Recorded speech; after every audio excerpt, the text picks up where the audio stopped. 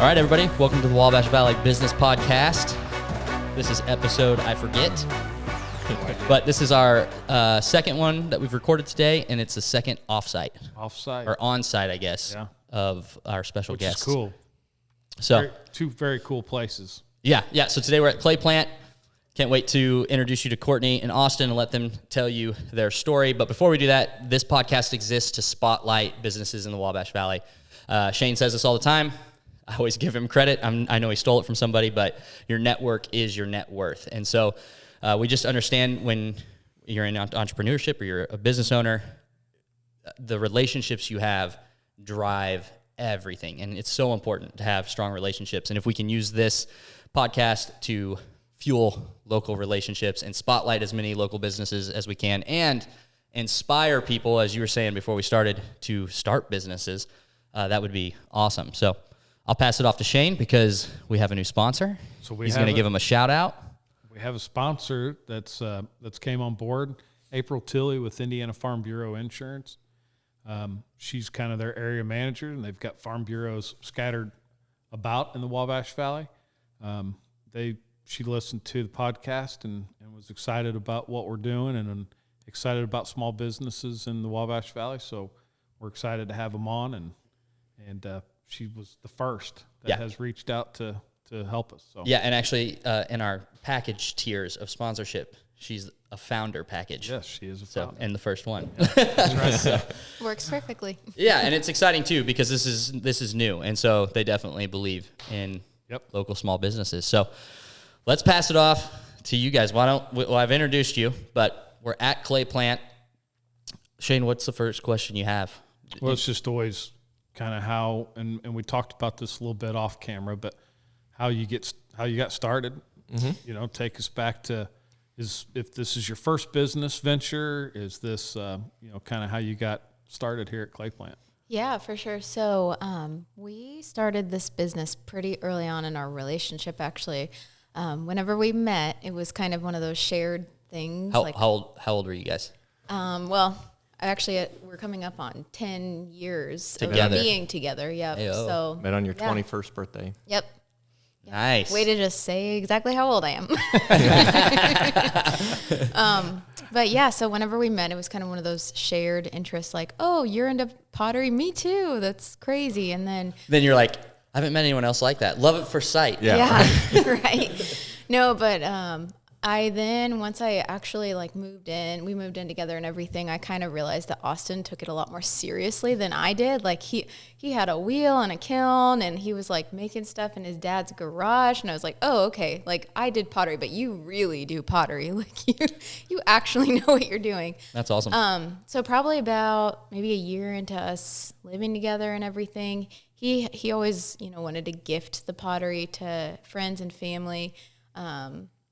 And I'll let him talk about, his passion for what he makes a little bit on his own. But, he wanted to gift it. And I was like, why don't we try to sell this? The capitalist in me was like, let's turn this into a business. I love that. So she was like, we can monetize this. Yes, exactly. Exactly. So quick question, though. Were you guys in this area? Yeah. Literally the night we met, Austin was like, I live in a tiny, one stop sign town and I'm not leaving. So if that's of interest to you. I've gone down that road before, and there's not a lot of people who are willing to throw away the big city life, especially at the age of 21. It was a very common thing to hear of like, no, I want to move to the city. And I was like, nah, I really want to build my community. And you're from? I'm from Bloomingdale, grew up in Bloomingdale. Yeah, and if you don't know, Bloomingdale's just technically just north of Rockville. Yeah, because we're sitting here is this Bloomingdale or is this still Rockville? Bloomingdale. This is Bloomingdale. Yep. Okay. Yeah. But tell them about I feel like you making pottery in college and stuff. So you guys met in college? He had already graduated. I was still in college. Okay. Where was that? College for about 2 years. I went to IUPUI. Okay. From 2010 to 15. Took a victory lap. Okay, perfect. And where are you from? Colorado. Okay. Yep. And what brought you to? For college. Okay. And And true love. Yep. and stuck around. I don't know. Everyone thinks it's crazy to stay in Indiana, you know, and I don't feel like you fully appreciate where you live until you're not there anymore. And I think Park County is also like a hidden gem. I mean, we have Turkey Run and Shades. I mean, it's kind of unreal. Yeah. Yeah, I say it all the time, dude. Park County, it's a place to be, man. It is. I'm one of you, kind of. I mean, I only lived here my senior year. Yeah, because you grew up here too, and then left. Yeah, and my came back, brothers right? all grew up here. I grew up in southern Indiana, and Okay. I just was here my senior year, so I wasn't here long enough to really appreciate it. My parents lived out at Raccoon Lake, but Right. we moved. I've been around it a lot because my family's here. Mom's from the area, but yeah, after almost a decade in the inner city on the West Coast, I was like, man, why don't every time we come back and visit, I'm like, this is the pinnacle of Yeah. where I want to live. And Park County is an amazing place. Sam does beat that drum A lot. a lot. Yeah. Yeah. We call it life on discount here because Yeah. everything is. Yeah. I mean, what you can build here is, I mean, compared Affordable. to yeah. It's so much more affordable. Yeah. Well, and Shane, when we met, we bonded over this as well because he's down in Farmersburg, Sullivan area, and similar. It's not as cool as Park County. We're not going to give him that much credit, but he's doing a lot of cool things business-wise down in that area. And so we just have a heart for small business in small towns. And so it's cool that that's one of the drawing points for you guys. Yeah. You know, especially you, this is your home. So wanting to stay here and start a business here. So I would love to get into that, hear more about how you guys decided. You're like, okay, dude, you're just making it in your garage for fun. This is worth something. Let's start a business. I want to hear more about that from your angle. So in the beginning, I went into this without having any expectation. It was, Courtney did the website. I was making stuff for fun, so my life didn't change a whole lot. She created the Etsy, she created the Instagram, the Facebook, And this was when, just out of curiosity? Like 2017. Okay. Yeah. Yep. 2017. Like the golden age of Instagram. Literally. Yeah. We got right in before Before they monetized everything. Before it blew Before up, yeah. the capitalists got a hold of Instagram. Yeah. Before the U's got a hold of Instagram. But yeah, so for me, it was just, I was working a full-time job. I was a network technician. My family owns Bloomingdale Home Telephone Company. So I was already in the mindset of when you work for a family business, even if it's not yours, it felt like you had a partial ownership in it. So in that way, that was the only other, I didn't work for a company. that was my company. Mm-hmm. So I already had that with me. I will say that Courtney also, when she was in high school, you did several entrepreneurial, you started your own like sugar scrubs and a couple other, didn't you? Yeah. Yeah. So I've always liked owning my own businesses. Yeah. Well, that's what that was too. So you're kind of the serial entrepreneur. yes, she is. Yeah. So, okay. Well, what was your first business? So I sold sugar scrubs at a farmer's market when I was about 15, and it was super fun. I loved it. And what was sugar scrubs? Yeah. It's like a body scrub, Okay. like lotions and things like that. And yeah, I was really fortunate to have parents who were actually pro entrepreneurship. I mean, they still like wanted me to go to college and everything, which I did, but they very much were supportive of owning businesses or trying to do your own thing as well. We've had a lot of support during this whole process. And I think one of the big things is when you start a business in a small community, I feel like you do get a lot of people behind you.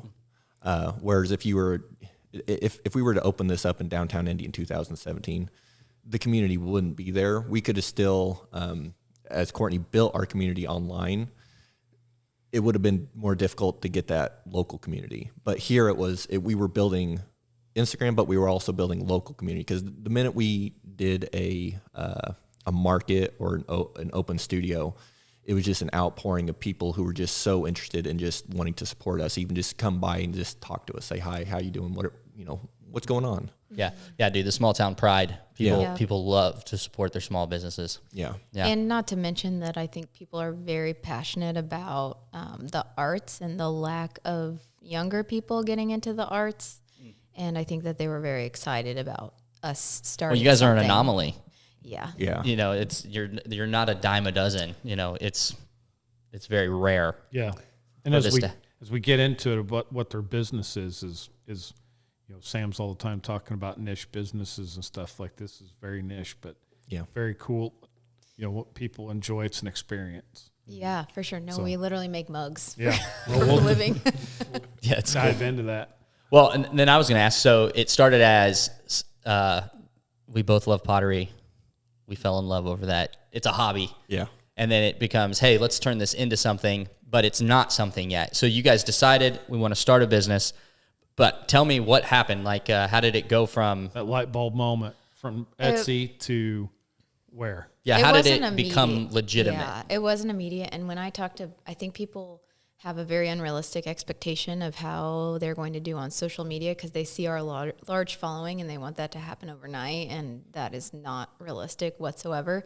I mean, it took us 3 to 4 years of working our full-time jobs on top of doing clay plant to be able to fully, you know, step into it. So it was a long process. So it was a side hustle for a long time. Exactly. And Yep. That's where we learned a lot. The first year it was just like dipping our toe in. We did 1 or 2 markets. We weren't making a lot. We weren't expecting a lot. Getting into the second year when it started taking off, when we started putting stuff online and it started selling out. And we might only put 20 pieces on for, you know, relatively cheap. And the minute that sold out, we were like, that gave us this boost of energy. So we would, you know, we'd come back I would be getting home at like 4:15, 4:20. And then Courtney would be getting back from her ISU job about 5:30, 5:45. And then we just basically both went immediately out to our studio and started just slamming pots, just trying to make as many as possible. She was glazing as much as possible, taking content the whole time and posting 3, 4, 5 times a day, just every single day. And I didn't know anything about social media before this, and I just was like, yeah, it's not my time. Yeah, definitely did not have the expectation that it No. would turn into what it has. Yeah. So, and that's something I have seen and heard from a distance is that social media took off. So you have this local community supporting you initially, but then how did building an online community, what was that like? And what was there moments and things that you did that caused that to go? I don't know. I mean, that's my truthful answer. I feel like there's things that just like go viral on social media that you don't expect them to. And then there's other things that don't. But I think it was a lot of time and consistency for us. And I'd like to say that our work speaks for itself. I think that we're lucky that we don't have to be the face of our brand. Our work is the face of our brand. Yeah, that's very true. I've noticed that. Yeah. So, and because honestly, I mean, we're doing this podcast because we think it's awesome, but we're not really generally video people. Yeah, like it's not like, hey, I want to jump on and record myself today. No, talking about my mugs. Especially I 'cause- struggle with this. Yeah. Well, thank you for being willing to jump onto this. And especially because half the time we are literally covered in clay and glaze. Like it's messy and it's not super pretty. Right. In speaking to that of like the growth on Instagram, I will say, even from both of us, the stuff that has went mega viral for us or the stuff that has blown up is never the stuff that we think is going to blow That's up. interesting. Some of her best videos, I'll speak for this, but some of her best videos were ones that she didn't put a lot of time in. It was literally just like, hey, can you hold this? And I would get upset because I'd be in my zone just throwing stuff. And then she'd be like every 5 minutes, hey, come hold this camera, come do this for me. And I'd be like, oh, this is so Clearly I needed to invest in a tripod. yeah. You were the tripod. We were too cheap. We were too cheap at that point. We were just like anything. No, but he'd get so annoyed. I'd be like, come over my shoulder and take a video of me glazing. And it was the most like low effort video. and then I would But pout. it resonated. Oh Yeah, yeah. yeah. And that one was the one that has gotten like over 23 million views or something. Wow. That's stupid. insane. Yeah. And what's funny is it's coming right out of Bloomingdale, Yes. Indiana. Yep. Yep. Middle of nowhere. And how man. many people Small are town, in? small town America, Yeah, because in Rockville there's, what do we say, 2,500 people? something Yeah. like that. And then how many people live in Bloomingdale?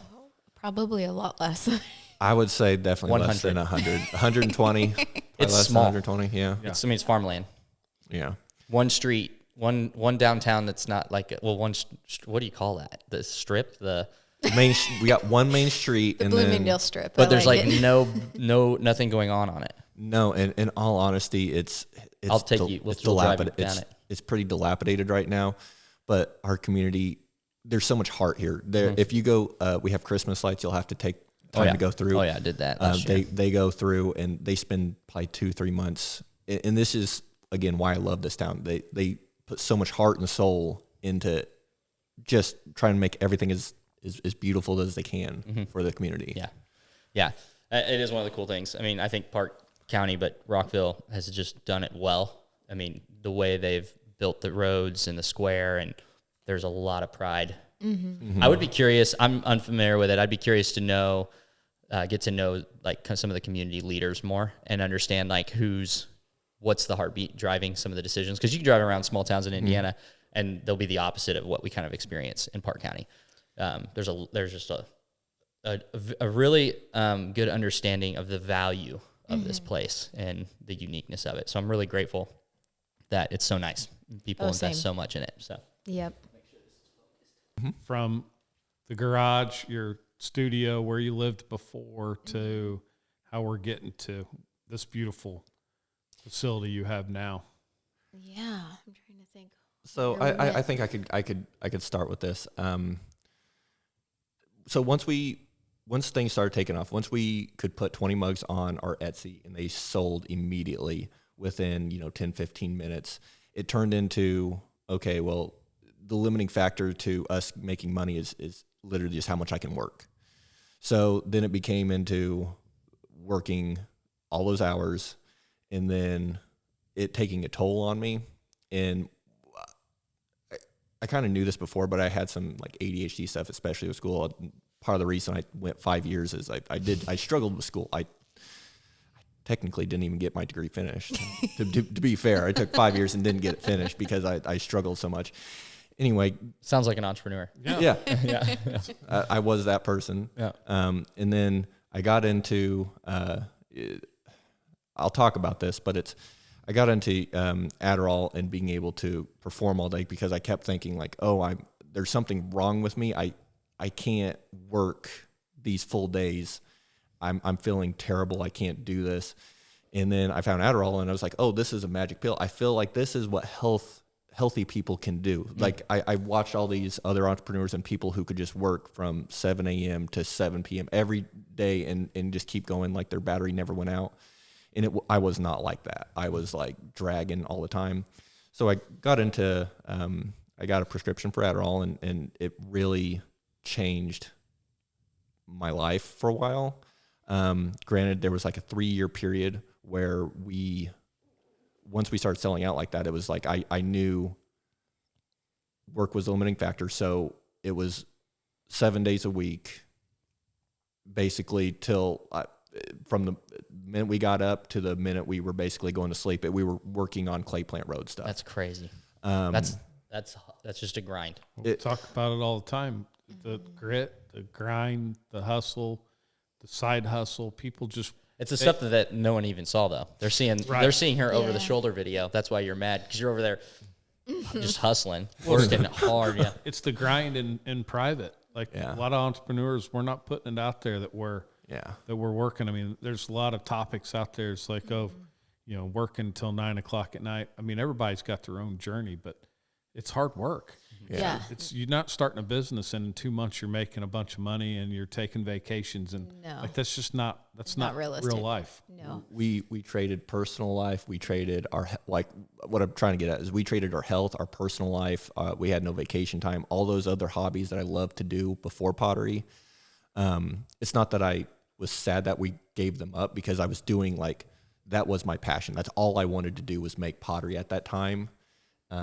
So I'm not looking back on that and on any negative lens. I'm so thankful for it, but it wasn't an overnight success. No, it was 3 years where even like Christmas Day, Thanksgiving Day, like there was no days off. We would go visit our family and then we would come back, change our clothes, go right out to the studio.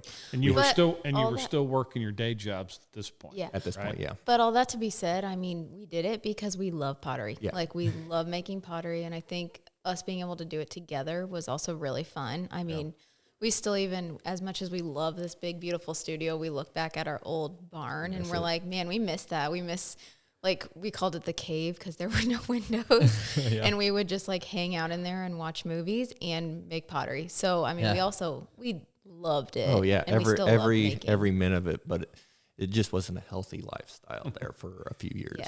So moving to then, what's the decision then to not work the 9 to 5s? We have more balance now, I'd say. Well, the main decision came from when I could make my I could make my salary or what I was making at my full-time job. I knew that was covered.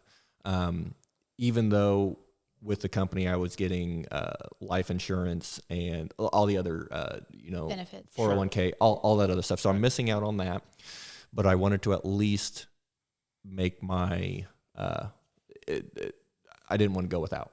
So and when we hit that number, for me, I was working 5 days a week, and then it went down to 4 days a week. I just took one day off, and then it went down to 3 days a week. And then I was like, finally, in about 2023, 2024 is when I went to 1 day a week with them. And it was just enough to do all my duties for that job and, still cover that, but also then get to just pour myself into clay plant, but also in a healthy manner to where I wasn't doing the 2 jobs full time. I can just doing 1 job full time is okay. Doing 2 jobs full time was too much. Yep. Yeah. And how about you, Courtney? So I still do marketing on the side as well. Okay. But I'm trying to think when I... Yeah, because Jen was telling us this morning you did her website or you helped with something. I just probably did their logo or something. Oh, okay. Oh, logo. That's what she said. I Well- like doing things for friends sometimes. Yeah. But I think it'd be interesting to share during the 2020 layoff, the COVID layoff season. Courtney was a part of one of those layoffs, and that sparked another business of BOCO. And I think that's a very important part of this story of there was a big time when she got laid off and she was looking at the safety of finding another 9 to 5 job. And she really didn't want to go out on her own. And that was me and one of my best friends, Bo, we started our own agency, and we did that for about 4 years. And it was amazing. We had a great time with it. And then, whenever we were expecting, we kind of decided to go on our own ways. And Bo has, like us, entrepreneur, likes having lots of irons in the fire. And then I feel like I really started to go fully into clay plant mode. And then, It's interesting. We said that how when people say COVID, there is the sickness of it, but there is people say it almost as an era of life and how many businesses were started or Sprouted out of the COVID. Yeah, it's wild. It is crazy. Yeah. But I feel like we're lucky with clay plant that we started to build our social following before that, because there was a huge boom in the ceramics industry during COVID. Everyone was at home and they were ordering stuff, to do pottery at home. Stimmy checks came in, Yeah. and people were buying products like ours that are. Well, I was more saying that's when a lot of people started ceramics. Around that time frame, and we got in before. Because it kind of feels like pottery became a thing. It did, on social media. But There's again, lots of accounts. We got in before, and I feel like we grew our Instagram and our TikTok before there was a ton of competition. And it's almost like you guys were the model people could base themselves off of even. Yeah. But then I think our business shifted a lot. So whenever we were in our old barn at our old house, we were only selling online. Every now and then we would do a couple in-person events. But honestly, it was, it wasn't the experience we wanted people to have. We had some next door neighbors and some things going on that we didn't really want people experiencing what they were at our old studio. Fair. So anyways, whenever we built this studio, Yeah, so the cave wasn't for everyone. no, it wasn't. It was for you guys. And was this land that you purchased with this in mind? So we were very graciously gifted this. There's 2 acres here. Acres. We're in the middle of a monocrop agriculture field, so we literally don't have a tree around. But the reason we chose to build this here was because it's right between 41 and Beedale Road, which during Bridge Festival, those are the 2 most trafficked roads, really, one of the 2 most trafficked roads during Bridge Festival. So it was a great location for our shop. Not a great location for our home necessarily, but it just worked out. I mean, we're going to build here anyway. So that was a big moment for us of building this, because at this point we've had, let's just say we had 3 or 4 good years of we were starting to make some good profits, and we could have turned anyway with this. We could have stayed where we were and kind of kept, making the same amount of money, but we also wanted to grow. I always feel like we want to, I guess I don't know where I'm going with this.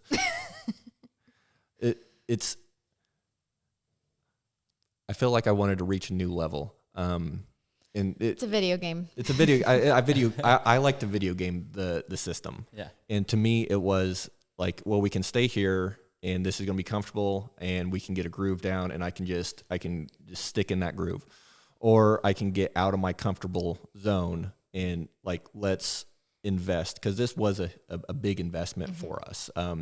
Because how many times was I told, hey, once everyone buys a mug in the community, you're not going to be able to sell any more mugs. So then, with this type of building, it's definitely going to be a 10-year, type of payoff thing for us. So with that in mind, it was a big leap. I think you guys are saying it's a risk in your high minds. risk. It's okay, we haven't had that level of overhead. So I think you're kind of getting into this a little bit, or wanting to, but why did you take the risk? What was it's worth it to you? Honestly, looking back, I don't really know. I think we selfishly wanted a nice space to work in. Right. I think we thought it was going to inspire us more, which it definitely has. And there were, things we just wanted to be nicer. And this is very in the logistics, but clay is really messy, and there were some things that we designed this studio to be. It's perfectly designed to do the craft. Exactly. Yeah. So we had a lot of planning in mind with this studio, even down to how we sealed the floors so it cleans easily with clay and things. We put a HEPA filter that basically it's like a commercial HEPA filter. So when we are cleaning in here, we can turn it on and it cleans the whole buildings with a HEPA 13 filter. I think it's once every 45 minutes, it'll clean the whole building's air. Yeah. So, and I noticed the garage doors and the windows, so we're not in the cave anymore. No. Exactly. There's a lot of natural light in here. Yes. So social media was definitely in mind for photos and things. So, all that being said, I feel like the studio, number one, it was a little bit selfishly for us. Mm-hmm. And then number two, we also built it as a storefront. Mm-hmm. So we open up for different events throughout the year, with our largest being Park County Covered Bridge Festival. Mm-hmm. We've continued to grow that every year that we've been here. Was this the first year you guys did the Maker Mart with it? Maker's Market. Yeah. We had it last year as well, but it got bigger this year. Cool. So we had about 15 vendors, all handmade. Right here on your property. Yeah, and it was amazing. It was all handmade, mostly local to Park County, if not surrounding communities. The Wabash Valley. Yes. There it is. Yeah, there were lots of amazing people out there. We want to highlight as many of those vendors as possible. That's how we did the Maker's Market is kind of how we did even jumping into clay plant. We dip our toe in first. We do one day. We make sure we're both comfortable, and we have a game plan. And then the next year we did all 3 days, Friday, Saturday, Sunday, Friday, Saturday, Sunday. and it looks like next year we're trying to do the full 10 days. Cool. So Yep. that's just how we step into all the projects and all the we do is we definitely dip our toe in first. We like being comfortable. We Proof it out. yep. Yeah. Yep. I mean, well, there you go. I mean, taking risks, but calculated. Yeah.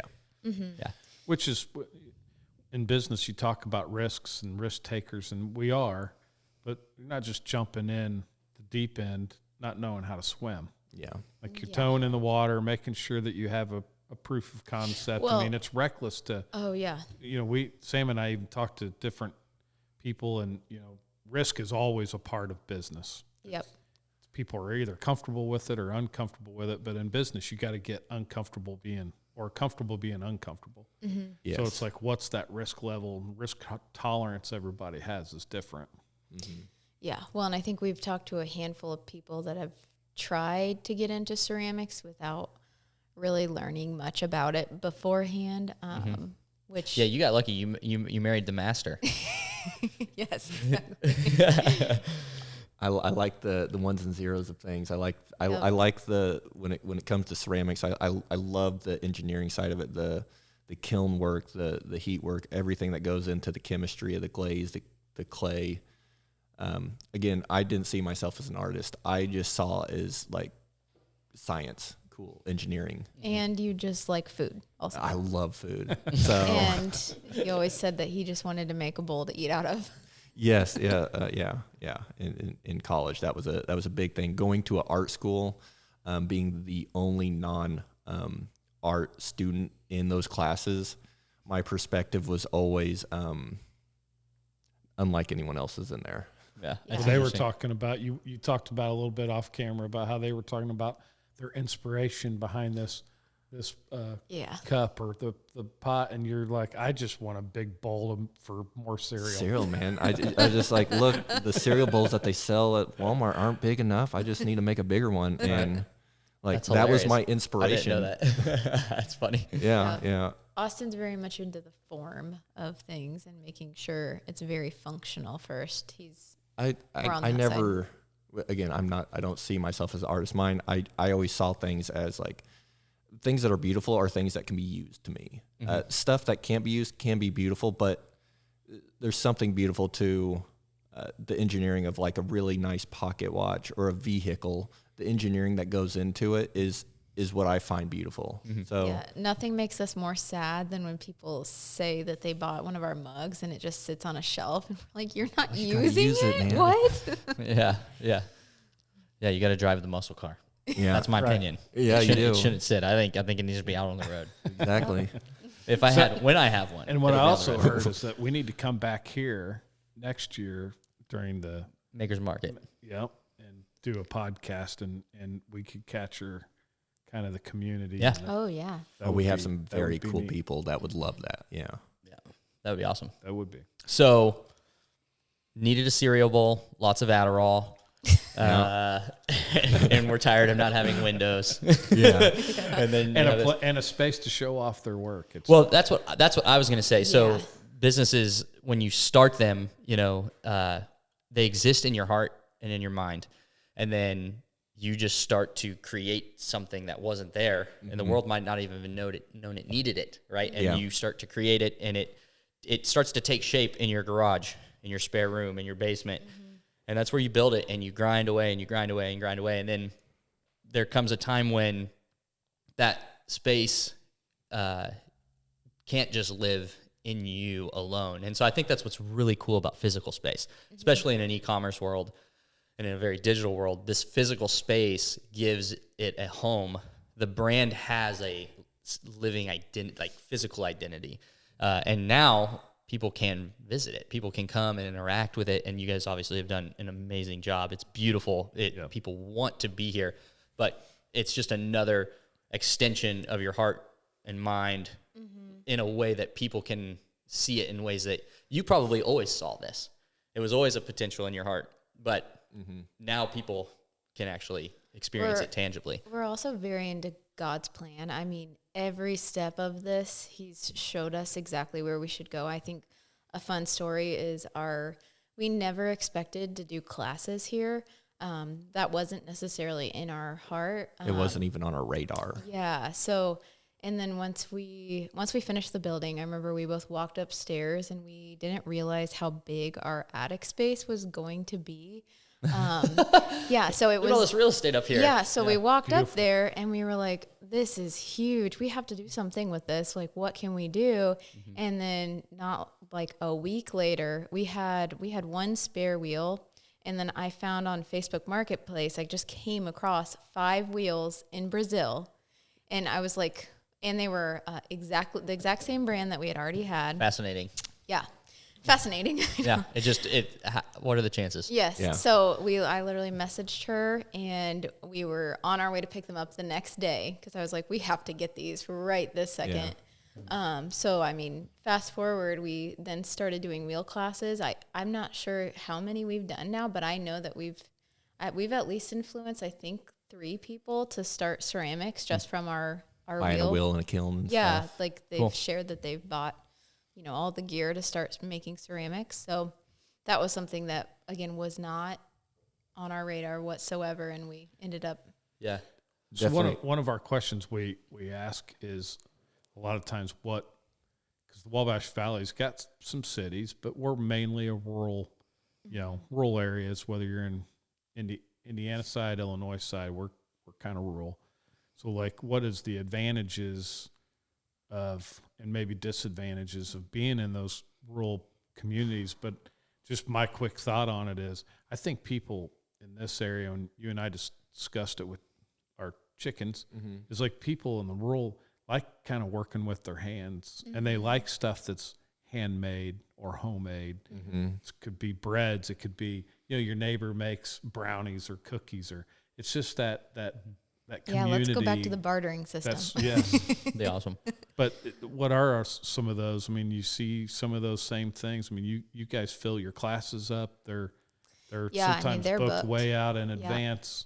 So you're definitely seeing that. Austin experienced that on his own because he worked in, technology field. And I think the clay was a break a little bit from the technology, but absolutely, I think people are looking for experiences, and we're able to offer that with our classes. Lots of times it's, date nights or things like that they just want a fun experience that we don't have much of. Do you guys have kids do any of that? Or So that's possible in the future. Okay. So a lot of people don't know that wheel throwing is it's a pretty physical thing. You actually do have to have some upper body strength. A lot of times Dang, dude. No. How about that? Shout out. We experience. I'm working on that. You're going to have to go to CrossFit. Yesterday for the first You time, missed and it. yeah, missed me. Heck yeah, dude. Shout out to 51B CrossFit. Yeah. There you go. Shane's going to join now. Yeah. If I was close. You had to. You're like, listen, I want to be stronger on the wheel. I need it, man. So it can be like, I'm guessing it Anyways. could be a mess with a kid. It's not necessarily a mess. They're normally not strong enough to get things centered. It's Interesting. really, really hands-on, Gotcha. and we just can't do. I mean, it's us 2 instructors for 6 people, which honestly we're a lot more hands-on than a lot of other studios we've heard about. But we really want people to get the best experience they can. So, anyways, long story short, kids are a little bit tricky on the wheel. So if kids want to do it, kids out there that aren't watching this, make sure you're doing your push-ups. Make sure you got a good training program. 51B. 51B is going to start kids CrossFit after the first of the year. Yeah, you can't make cereal bowl. You can't make unless you do CrossFit Kids. You gotta have that core tight the whole time. Yeah, exactly. So what percentage going to the upstairs space that was a complete afterthought? Because when I looked at your website, Sam was talking about you guys, and I seen the pottery classes. I thought that's genius. So what part of that up there do you think drives your business too? Probably only like 30%. 20-30%. Wow. I mean, it's small. It's small. I would say if you're talking about like what we gross from it, probably about 15%. See, I'm not good with numbers. But the people, the experience. Well, actually, that's kind of funny. You mentioned that. The social media part is that. It's funny you mentioned that because a lot of times we'll get people in our classes and it's the first time they've ever heard of us, and we're like, wait, you don't know us from our mugs? Like, that's wild to us to think that they don't know us from our or from our mugs. My guess was, so when you were mentioning rural earlier, I've lived in the heart of urban context, and one of the things I find fascinating is that urban context and rural context couldn't be any different from each other. But when you get to know the people in those places, they vote completely different. However, the way they think about their small local businesses is so similar. It actually caught me off guard because I grew up in a rural community, and I was always told that in cities, businesses, you're not going to find small businesses in cities because blue states run them out of town or whatever.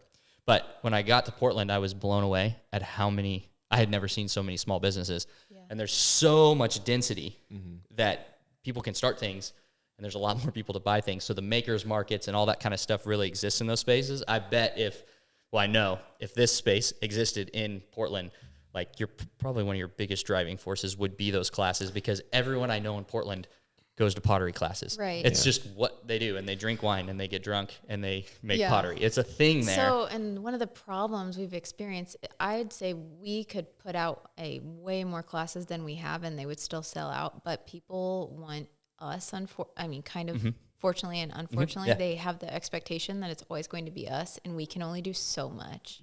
Yeah. So doing classes it's a labor of love, if anything. Yeah. The amount of clay you have to get ready, the amount of cleanup at 6 Wheels, and that the amount of clay we go through.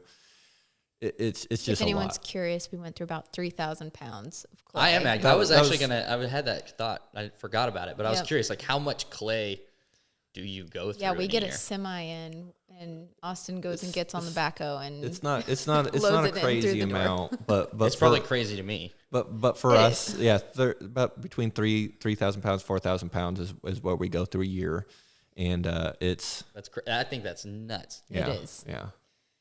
It is crazy. There's room for more, but then again, you make more than you have less time for classes. We're at this point, we're trying to balance everything out. We're trying to figure out how much we want to make, how many classes we want to do, and then also like in person and then our online, because there's different communities in each one. Instagram is where all of our online buyers find us. When it comes to the in-store or in-person or the local community or our classes, Facebook, they don't even know we exist on Instagram. Yeah. That's another thing I've learned. So I haven't been on Facebook in years. Years. My personal account, I think Instagram like automatically would put stuff over there. Right. But where I was living, Instagram drives everything. I came back here, I'm blown away at how active Facebook is with a rural community. And I don't know, is it that way in Sullivan? Oh yeah. I mean, around here, everyone seems to be on Facebook. Everyone. So local. I think it's the demographic, and it's, you know what I mean? It's Facebook. It's keep in touch with your classmates. Again, I think a lot of that's just Small community. Yeah. So like physical people walking through a door is I coming think from Facebook. A perfect example, anytime I post anything about our studio on our Instagram, people could care less, because, we have such a huge following on Instagram that's all across, the United States and other countries too. Right. They do not care what we're doing in Little Bloomingdale, Indiana. If we have classes or not, they don't care. So I know honestly not to post that really on our Instagram. That goes directly into our Facebook. Yeah. I guess, honestly, that's a fantastic point. They all have, every social media platform marketing tool out there is a tool. You don't use a hammer for everything. So that's actually very insightful. I guess it totally makes sense, but I had not thought of the fact that local community would come walking through your door because of Facebook and not Instagram. Yeah. Oh, yeah. They just function differently. It's wild. It is. My background, I was a pastor, and I'll never forget I when. didn't know that. Yep, that's why I lived in Portland. I went out there to start a church originally. But I'll never forget when Scripture really started to come to life to me. The book of Genesis is the creation narrative is about the Creator taking chaos and ordering it.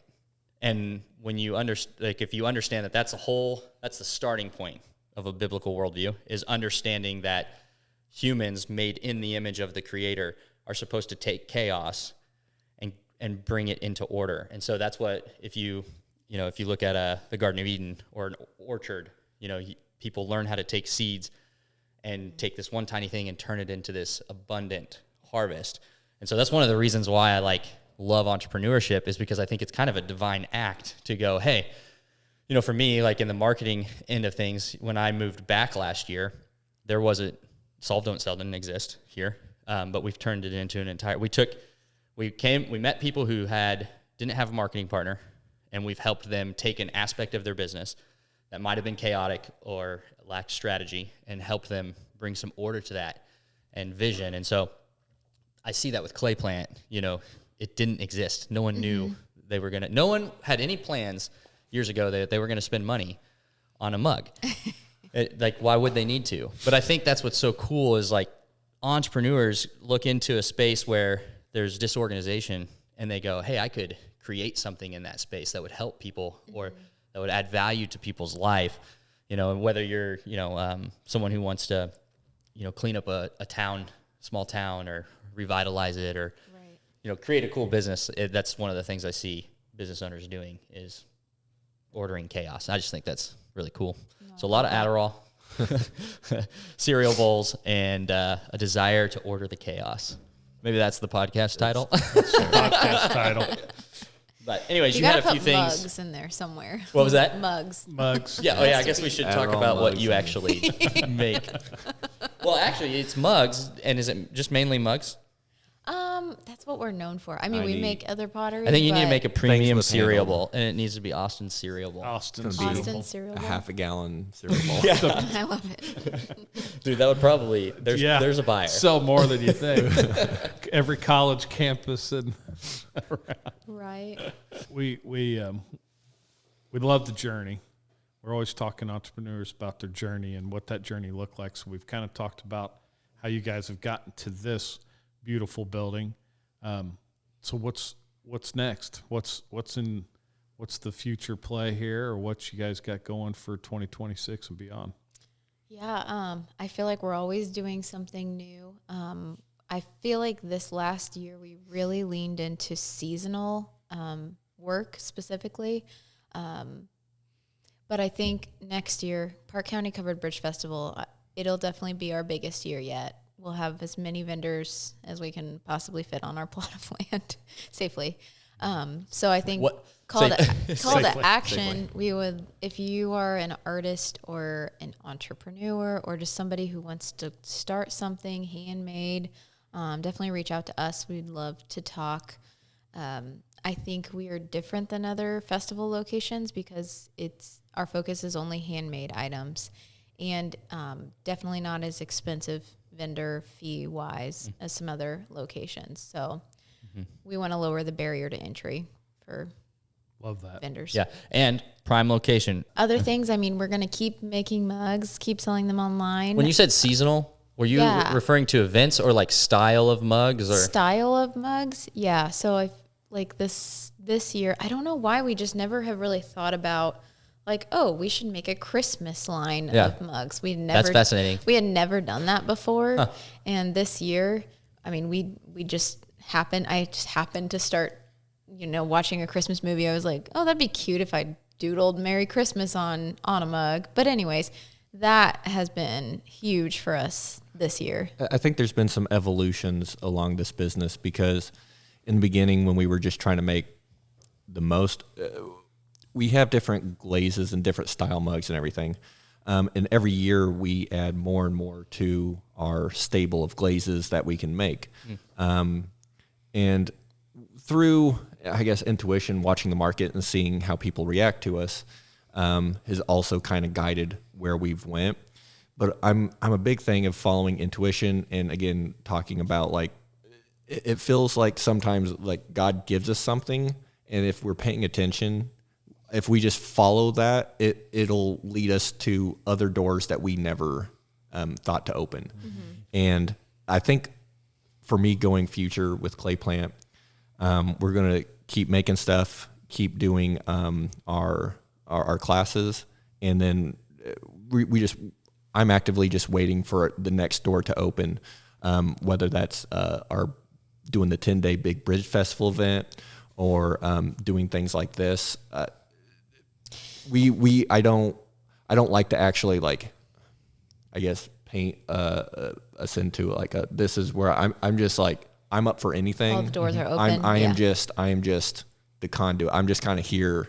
I'll just keep working, doing my thing, and then it's like when the opportunity presents itself, take it. Exactly. That's how you've operated, and if it's the right thing, you take it. It works. Yeah. And you just keep following that path. If it doesn't work, just stop and realign and keep going. So out of curiosity, the seasonal mugs, when did you start doing seasonal mugs? This fall? Yeah. I Okay, think so we've one over season fall. down. Yeah. Well, we did fall and winter. Oh, yeah. And now we're doing our Christmas event. So then spring. Yeah, But- I know. I got to get ready for spring now. Flowers, man. Valentine's. Yep, Valentine's Day. I think another thing that we're just really passionate about, it is kind of in the teaching specter. I mean, what was it, 2 years ago now, we launched like a glaze book online where we're literally just teaching people how to basically recreate our mugs, which at first I was very... You don't want to share the trade secrets. Exactly. Protective. I was opposed to it at first, and then ultimately we were just like, nobody is going to be clay plant. Like I feel like you kind of have to get over it, and Even if they can make that, it's not going to stop. There's hundreds of millions of people on this earth that are finding us. I mean, not 100 million people, but there's people finding us every single day. So yeah. But once I got over that, I mean, our glaze books have been hugely successful. Another part of our business that we did not anticipate, and I think if you have something to teach and you kind of have a platform, use it. So go into that a little bit on the glaze book. What's that? So, and I mean, I am such a fan of passive income. I mean, if you can do it, it's the most amazing thing. Because, you put the work in up front, and then after that, there's nothing. I mean, So essentially, it's like people are paying to be taught, to watch videos. So, yeah. So you'll what make the we video. specifically have is a digital glaze book where people, buy it, and then it's emailed to them and downloaded it. And that's all it is to it. But because And then we they built learn our how to platform. They learn Exactly. how. Right, yeah, got it. Yep. we name all of our glazes. They kind of create. It also kind of creates characters. People know, like we have Ursula's Garden and name Weeping them Witch. We have a bunch of crazy Unicorn names Blood, that, and it's just unicorn blood. a lot of our followers have come up with the names too, which has been really fun. Jen from 51B actually came up with our new Winter Christmas, one of our new like winter mug names. It's a fun thing to do in coffee too, to like name Yes, the coffee yeah. blends. yeah, exactly. Unicorn's bloods. That's a good name. Yeah, That's a good name. it's a pretty cool one. Nice. So the only couple other things that we just close out with is a message for other Wabash Valley businesses or a piece of advice for a young entrepreneur that's out there wanting to get started and make something with their hands, or they want to make something or do something. You have any good, like, just advice to get them started? Hit me with your Twitter quote. Sorry, X. My ex quote would just be, you just got to start. That's the first thing, and you just got to do something. If you have a passion for it, it's not going to work out overnight. You just start doing it, and just. I feel like it's actually. I think you kind of recently talked about this in one of your social media posts, Sam. Shout me out. I feel like you can't be embarrassed. Yeah. I think with our social media following, it would be really easy for me to be embarrassed posting as much as we post, and I agree. reposting the same thing over and over again. I think it's really easy to get in your own head and be like, oh, is this good enough? Or is this kinda even worth? cringe when you yeah, see is it even yourself. worth sharing? But if you don't do it, nobody's going to see it. So I agree with that wholeheartedly. I think that's something I think we all probably have to work through, but it's something I've had to work through. Marketing has Like, actually nobody cares. helped me. Yeah, at the end of the day, everyone cares. cares. I often say this: nobody actually cares about your business. Really, they care about themselves Yeah. and what your business might be able to do for them. And our businesses exist to solve problems. not sell our stuff, if we Yep. can really show up and meet the need that they have, with maybe it's just a hot date making pottery, right? You can create that experience for people. Yeah. You know, you need a gift for your mom for Christmas or whatever it is, and they want to buy a mug. But I really resonate with what you're saying, because I think we are scared of critics. We are also have an inner critic. I have a huge one, and I think you just got to keep showing up and keep speaking, because if you don't, you're not living. And it's better to put yourself out there than to hide. And yes, people are going to think you're cringe, but you're the one that had the guts to Exactly. put it out there. Yep. So Yep. let them think that. And if you were cringe, evaluate and do it different next time. Well, one of try the things I heard you say, and it's important in businesses, you had people in your ear saying, well, they're going to buy a cup, a mug, and then you'll never see them again.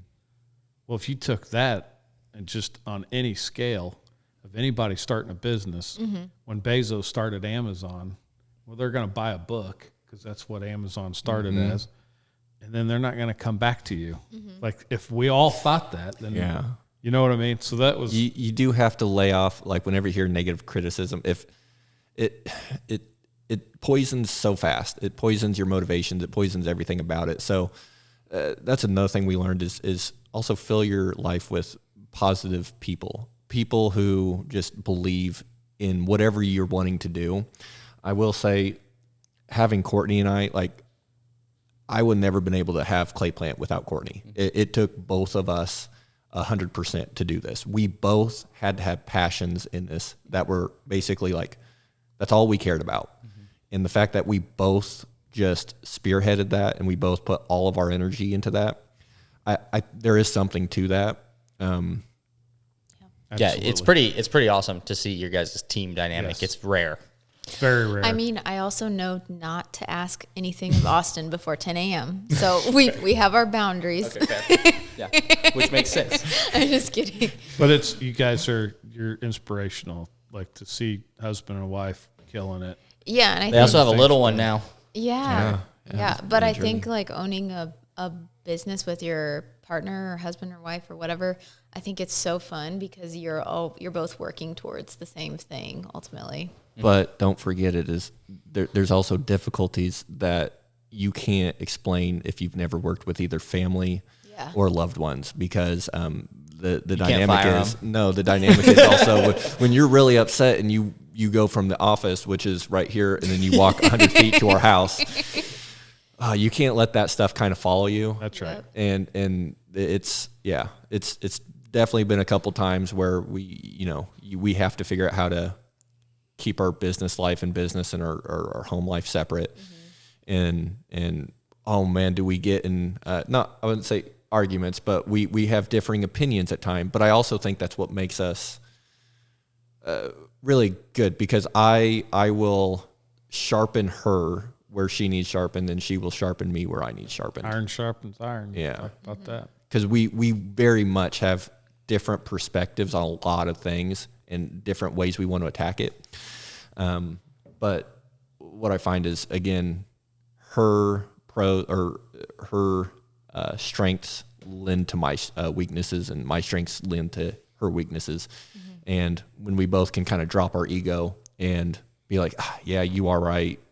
Taking that 5-second video and me stopping was well worth it, when I could have just been, sitting in my little zone. So For sure. Yep. So in closing, Yep. we always ask what kind of paying it forward is kind of our best term we've come up with so far on it. But it's who inspires you, or who is somebody out there that's also in the Wabash Valley, could be here, could be somebody in somewhere else, but that would be good for the podcast, somebody else that we could reach out to and Spotlight. spotlight. Okay. For me, I'd say Jen Kersey, owner of Rusted Root Co. on the Rockville Square. She is an absolute delight, and I haven't met her, I don't think. oh, I probably you recognize her. It's going to be a treat for you, because she just lights up your day. Her energy is just contagious. What is Rusted Root Co? So she owns a candle studio on the Rockville Square. So she makes the most amazing candles, and she also hosts like pouring your own vessels and everything. Cool. So it's an experience as well. Sounds like another field trip. Phil, sounds like Yes. Shane likes the field trip I day. do. This has been fun. Yes, but again, her energy is just contagious. Like you, just when you're in her presence, she's one of those people that just like brings happiness. And again, when we're talking about bringing positive vibes, she Yes. is that person that will, like, if you come with her with like, hey, I think this would be a good idea, she will be like, hey, let's solve this. Let's figure out how to do that, because that's awesome. Like, she is a builder, a creator. awesome. She wants that. Cool. Yep. Very cool. Love it. But You got one? I do have a throw out that I'd want. It's not necessarily a business person, but it's someone who I think, from the community perspective, has their hands in a lot of. It's Jim Meese.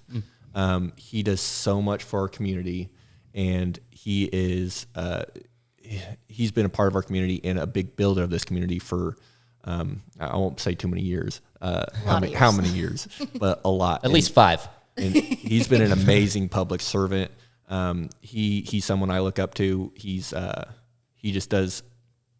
gives himself for the community, and without anyone, or without attention, or without asking for attention for it. And that's important.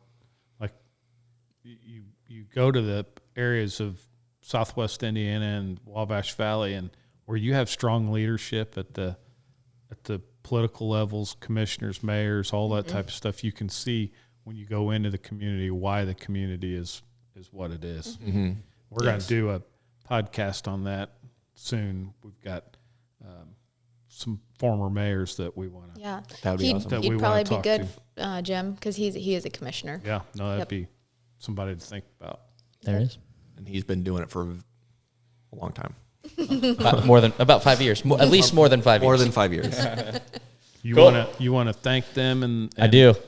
Thank you guys. Well, thank Genuinely, thank you for when we showed up, you guys were making mugs.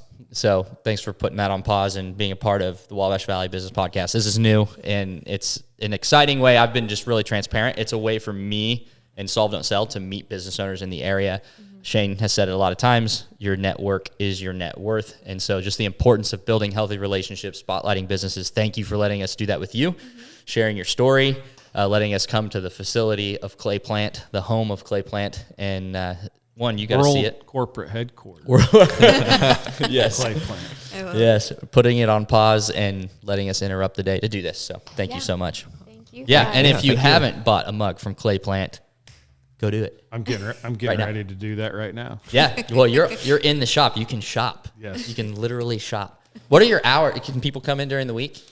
So no, we kind of do. Yeah. No, you can't have. Check the social media. Yes. Okay. Check the social media. Check Facebook. We do events. We don't really Got it. have regular Cool. hours. I love it. But I think that's great. events. Yep.